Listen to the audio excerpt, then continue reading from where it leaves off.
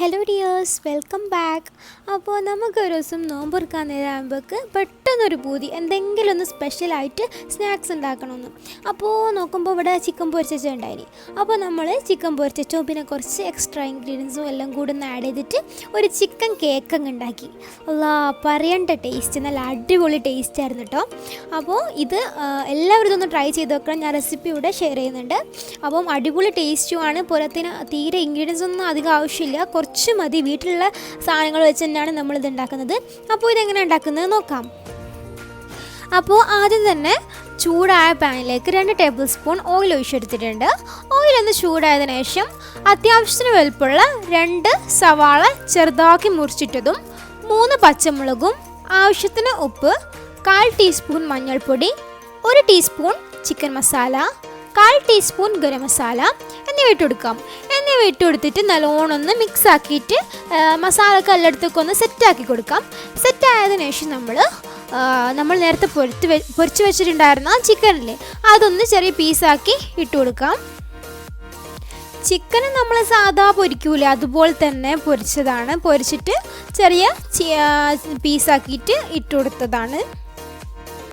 ഇതിലേക്ക് കുറച്ച് മല്ലിയിലയും കൂടി ഇട്ട് കൊടുത്തിട്ടുണ്ട്. മല്ലിയിലയും കൂടി ഇട്ട് കൊടുത്തതിന് ശേഷം ഒന്ന് ചെറുതായിട്ട് ഇളക്കി എടുത്തിട്ട് നമുക്ക് ഫ്ലെയിം ഓഫ് ചെയ്യാം.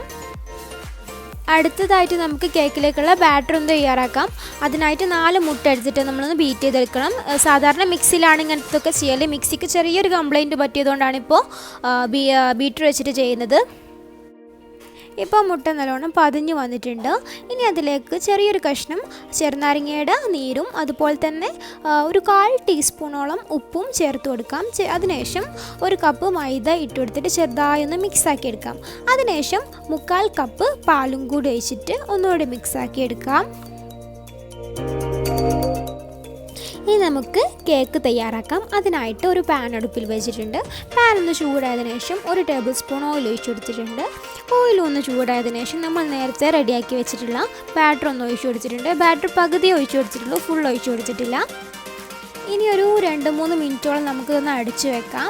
ശേഷം നമുക്കിതിലേക്ക് നമ്മൾ നേരത്തെ റെഡിയാക്കി വെച്ച മസാലയില്ലേ, അതൊന്ന് ഇതിന് മുകളിലായിട്ട് നിരത്തി കൊടുക്കാം.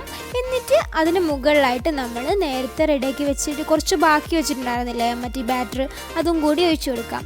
അത് ഒഴിച്ചു കൊടുത്തതിന് ശേഷം അതിന് മുകളിലായിട്ട് നമ്മൾ കുറച്ച് ചിക്കൻ പൊരിച്ചതും മാറ്റി വെച്ചിട്ടുണ്ടായിരുന്നു, അതും അതിന് മുകളിലായിട്ട് വിതറി കൊടുത്തിട്ടുണ്ട്. പിന്നെ 2 സ്ലൈസ് തക്കാളിയും ഇട്ട് കൊടുത്തിട്ടുണ്ട്.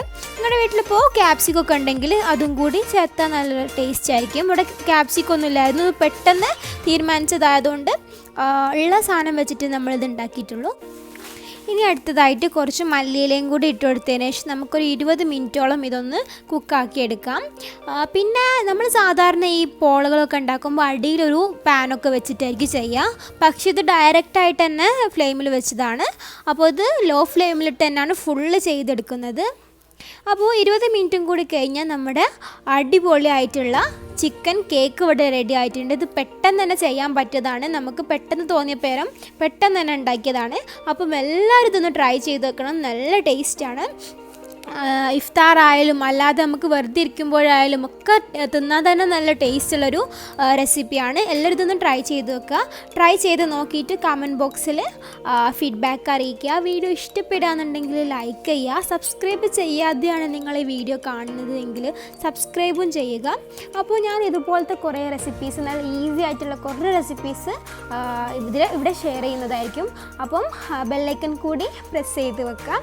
അപ്പോൾ മറ്റൊരു അടിപൊളി ആയിട്ടുള്ളൊരു ഈസി ആയിട്ടുള്ളൊരു റെസിപ്പി ആയി വരുന്നത് വരേക്കും ബൈ.